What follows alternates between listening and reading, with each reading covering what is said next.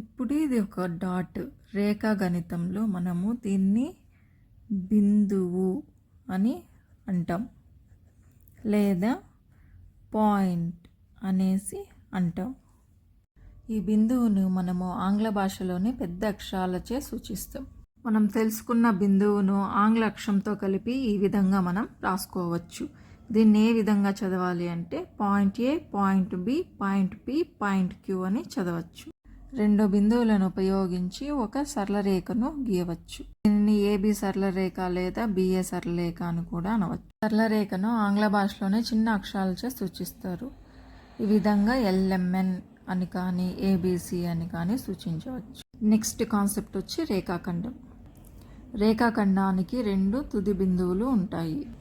ఆ తుది బిందువులను ఈ విధంగా క్యాపిటల్ లెటర్స్ యూస్ చేసి మనం గుర్తించవచ్చు. ఈ రేఖాఖండాన్ని మనము ఏబి బార్ లేదా బిఏ బార్ అని చదువుతాం.